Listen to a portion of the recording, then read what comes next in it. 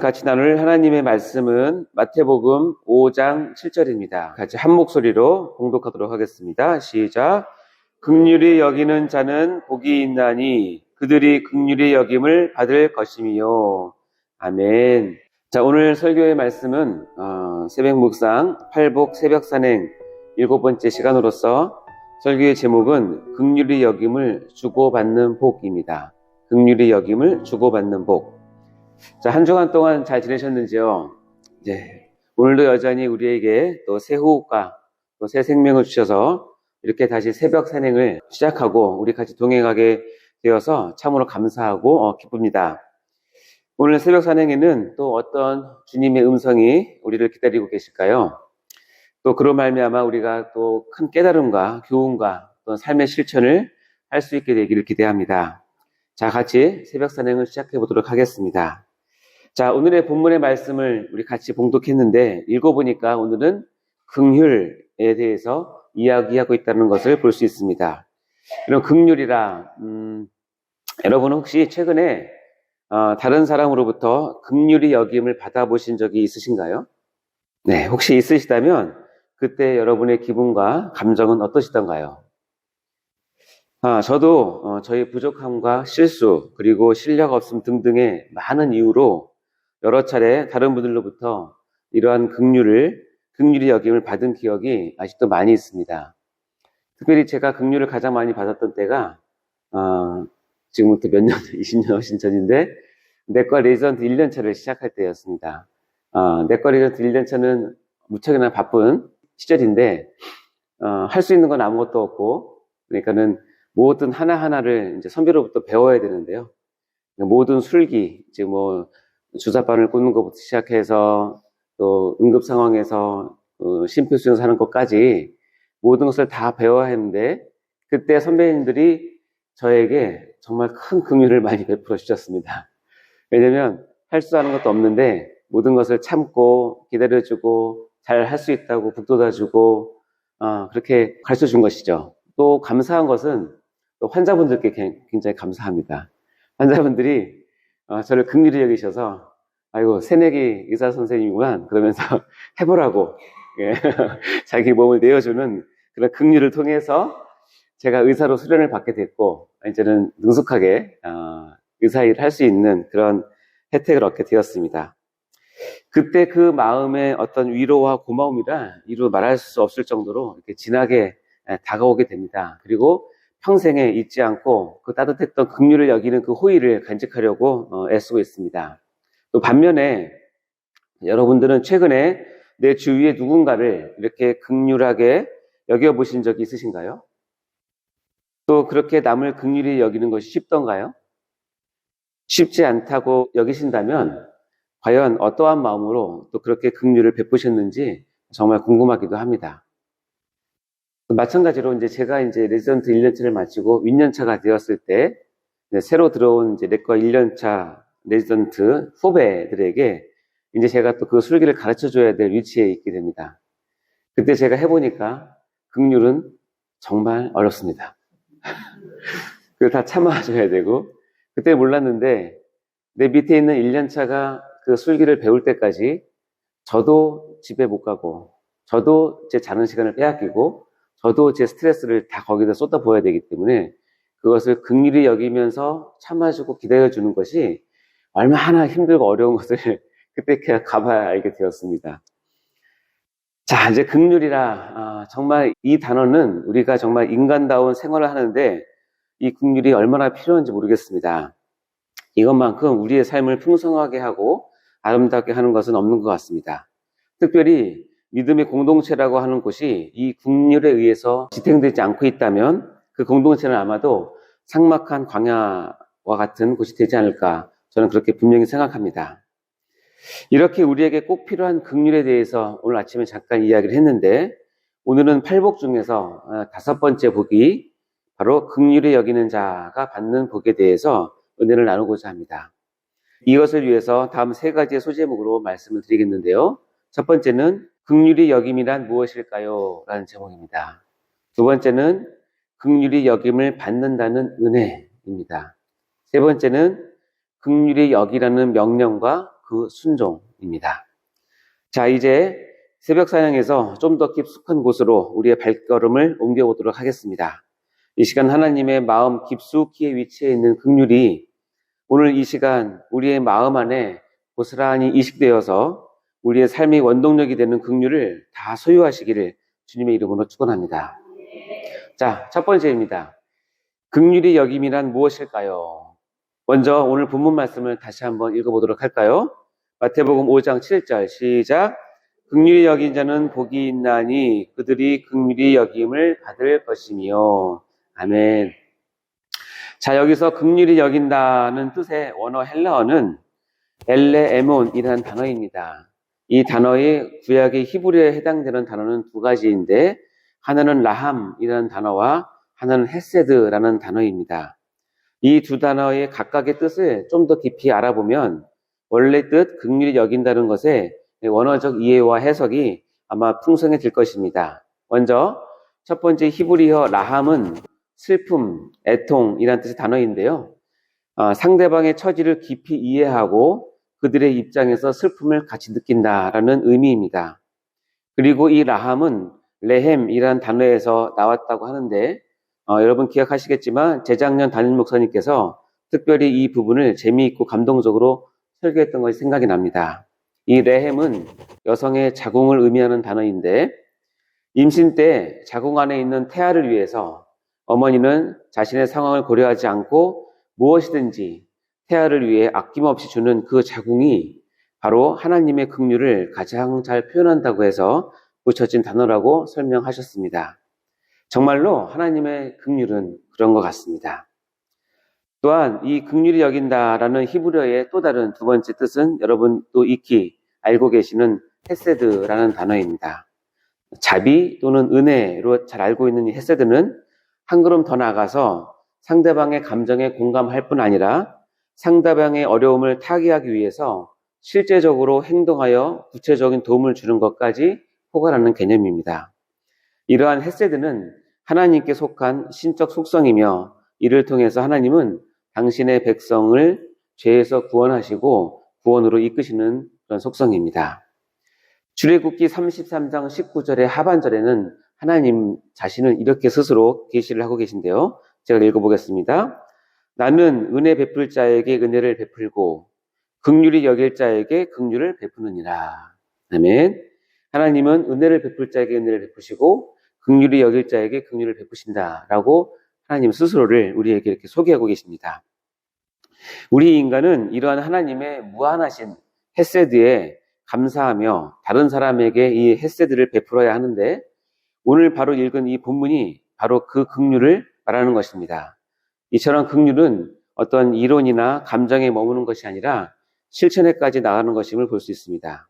특별히 오늘 본문을 자세히 보시면 여러분 긍휼을 베풀라, 긍휼을 여겨라 라고 이야기하면서 그 베풀어야 하는 대상에 대해서는 아무런 언급이 없다는 것을 발견할 수 있습니다. 이 뜻은 무엇이냐면 너희는 어떤 상황이든지 모든 사람에게 긍휼을 베풀어야 함을 보여주고 있는 것입니다. 사랑하는 성도 여러분, 긍휼히 여기는 것이 무엇인지 깊이 깨달으시는 은혜가 임하시기 바랍니다.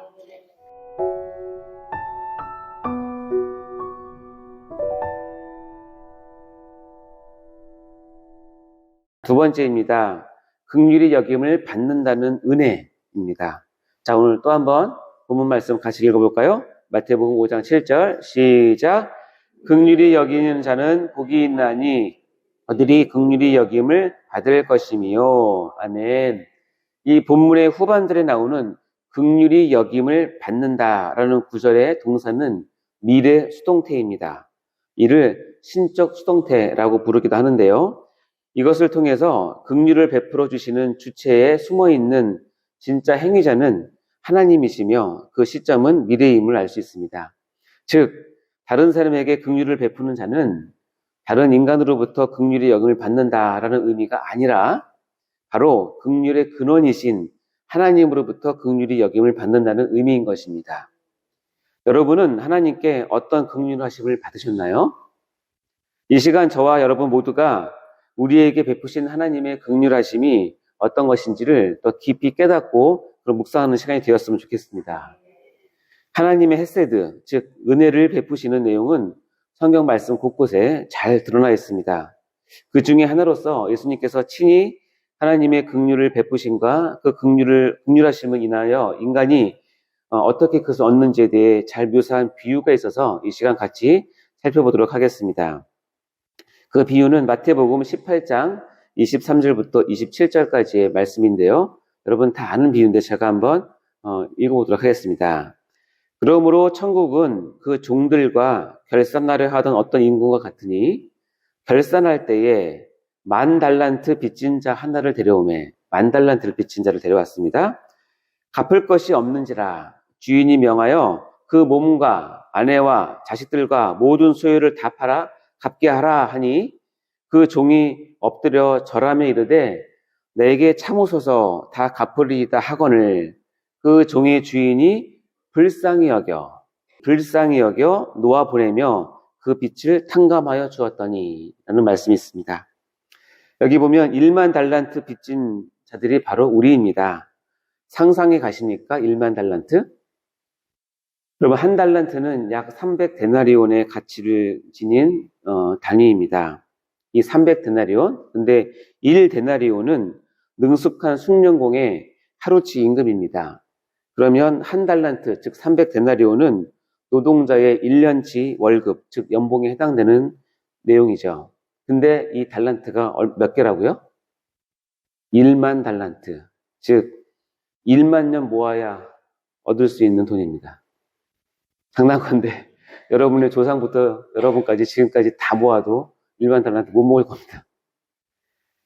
우리 머릿속이나 현실 속에서는 존재할 수 없을 정도의 수준이라는 그런 내용입니다. 그런데 이러한 10,000달란트 빚진 자가 주님의 긍휼하심을 받게 되었습니다. 이게 꿈인지 생시인지 모를 정도로 어마어마한 긍휼의 여김을 받았다는 뜻입니다. 이처럼 믿음과 구원을 받은 우리는 하나님으로부터 긍휼의 여김을 받은 자임을 반드시 기억해야 합니다. 이를 통해서 기쁨과 감격, 끊임없는 감사, 온전한 헌신과 봉사 등이 바로 우리 안에서 이 마음을 가졌을 때 자원하여 생겨나는 것입니다. 사랑하는 성도 여러분도 이러한 하나님의 긍휼의 여기심을 깨닫고 우리 하나님의 긍휼의 여기심에 대해서 큰 감격과 감사가 우리 속에서 늘 넘쳐나시기를 간절히 소망합니다. 긍휼의 여기라는 명령과 그 순종입니다. 또 한번 오늘 본문 말씀을 읽어볼까요? 마태복음 5장 7절입니다. 시작. 그들이 긍휼의 여김을 받을 것이며 아멘. 이 본문을 해석하면서 인간의 긍휼이 하나님의 긍휼을 불러일으키는 근거가 된다고 해석하시면 곤란합니다. 왜냐하면 하나님은 인간의 선행을 보고 기계적으로 긍휼을 베푸시는 분이 아니기 때문에 그렇습니다. 하지만 인간이 베푼 긍휼이 하나님으로 하여금 긍휼을 베푸시게 하는 계기가 될 수 있다는 사실은 또한 우리가 부인할 수 없는 것입니다. 그러나 이 5번째 팔복에 있어서 들어있는 하나님 아버지의 마음은 단지 우리가 긍휼을 베풀어 주었으면 좋겠구나라고 하는 정도의 바람만이 있는 것은 아닙니다. 오히려 우리에게 이렇게 말씀하시는 것입니다. 너희가 나의 긍휼을 이처럼 받았으니 이제 너희도 가서 내가 한 것처럼 긍휼을 베푸면서 살거라. 그것이 복받은 자의 삶이란다. 라고 하는 강력히 요구하시는 내용이 들어있는 것입니다. 우리가 조금 전에 들었던 그 예화에서 그 다음에 이어지는 내용을 같이 보면 이것을 깨달을 수 있습니다. 자, 아까 10,000달란트를 탕감받은 그 종이 주인의 긍휼의 여김을 받은 그 한 종이 집으로 가는 길에 자신에게 100데나리온 빚진 동료를 만났습니다. 근데 그는 그 자기에게 빚진 동료를 긍휼히 여겨주지 않고 오히려 그 동료를 옥에 가두는 사건이 발생하게 됩니다. 그러자 그 주인이 이 사실을 알고 다시 그 한 종을 불러서 이렇게 이야기합니다. 마태복음 18장 32절부터 35절 말씀인데요. 제가 읽어보겠습니다. 이에 주인이 그를 불러다가 말하되 악한 종아 내가 빌기로 내가 내 빚 전부를 탕감하여 주었거늘 내가 너를 불쌍히 여긴 것 같이 너도 내 동료를 불쌍히 여김이 마땅하지 아니하냐 하고 주인이 노하여 그 빚을 다 갚도록 그를 옥졸들에게 넘기니라. 너희가 각각 마음으로부터 형제를 용서하지 아니하면, 지금 저희가 쓰고 있는 표현으로는 너희 형제를 긍휼히 여기지 아니하면 이렇게 해석할 수 있겠죠? 나의 하늘 아버지께서도 너희에게 이같이 하시리라. 여기에 나온 이와 같이 내가 너를 불쌍히 여긴 것 같이 너도 내 동료를 불쌍히 여김이 마땅하다. 이 말은 바로 하나님 아버지의 마음인 것입니다. 특별히 긍휼에 대한 부분에서는 더욱 그렇다는 것입니다. 따라서 우리는 마땅히 긍휼히 여기는 마음을 평생에 갖는 것을 우리 신앙의 본질로 여기고 그것을 매우 매우 중요한 핵심 요건이 됨을 반드시 기억해야 합니다. 긍휼히 여기는 마음을 유지하는 것은 우리가 예배를 드리는 것보다 더 우선되고 더 중요하다고 다른 성경에서는 우리에게 가르치고 있습니다. 마태복음 9장 13절입니다. 너희는 가서 내가 긍휼을 원하고 제사를 원하지 아니하노라 하신 뜻이 무엇인지 배우라. 나는 의인을 부르러 온 것이 아니요 죄인을 부르러 왔노라 하시니라.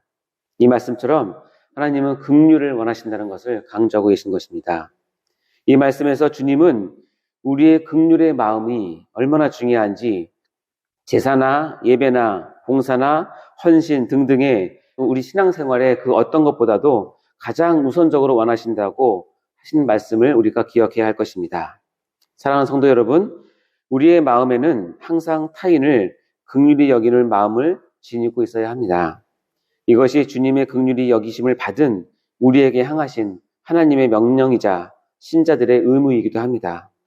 이러한 긍휼히 여기는 자세를 마음 한가운데 늘 탑재하고 사시는 성도분들 다 되시기를 주님의 이름으로 축원합니다. 이제 설교를 마무리하려고 합니다. 오늘 새벽 산행 중 우리는 팔복의 5번째 부활을 발견하는 기쁨을 누리게 되었습니다. 오늘 본문 말씀을 헬라어 원문에 맞게 직역해서 한번 제가 읽어보도록 하겠습니다. 복이 있으며 긍휼히 여기는 자는 왜냐하면 그들이 긍휼히 여김을 받을 것이기 때문입니다. 아멘. 저는 오늘 본문 말씀을 권유형으로 부드럽게 해석하기보다는 강력한 명령형으로 본문을 해석해서 설교를 하였습니다.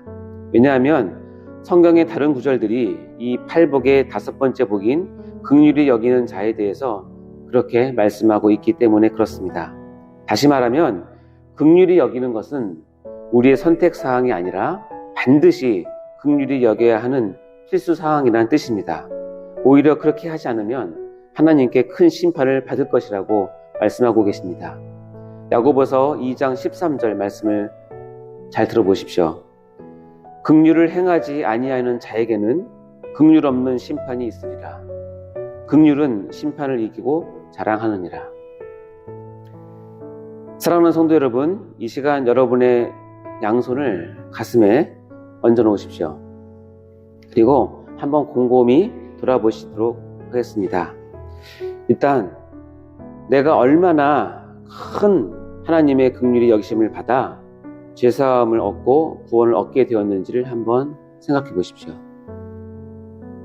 동시에 나는 과연 내 주위의 사람들을 얼마나 긍휼히 여겨주면서 살아가고 있는지를 깊이 생각해 보시기 바랍니다. 만일 그렇지 않고 긍휼의 마음을 내버린 채 여전히 미움과 시기와 질투와 쓸데없는 경쟁심과 자존심만을 붙들고 살고 있다면 여러분 이 시간에 속히 회개하고 돌이키시길 바랍니다. 긍휼히 여기는 자는 복이 있다고 하십니다.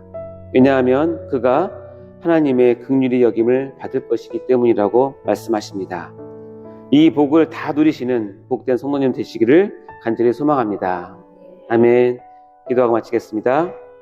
하나님 아버지 감사합니다. 우리가 형편없는 죄인이었을 때에 평안할 수 없는 높고 크신 주님의 긍휼하심을 입어 이렇게 생명을 가진 자로 거듭나게 하여 주시니 그 은혜에 진심으로 감사드립니다. 오늘 이 시간 팔복의 새벽 산행을 통하여 긍휼히 여기는 자가 복이 있다고 하신 주님의 말씀에 이제 순종하기를 간절히 소망합니다. 이제 주님의 명령과 하나님 아버지의 마음을 따라서 우리 주변에 있는 이웃들에게 긍휼히 여기는 마음을 늘 갖도록 하겠습니다. 성령님 순종하도록 우리를 도와주시옵소서. 감사드리며 긍휼히 여기는 자에게 긍휼히 여김을 받는 복을 약속하신 우리 주 예수 그리스도의 이름으로 간절히 기도하옵나이다. 아멘.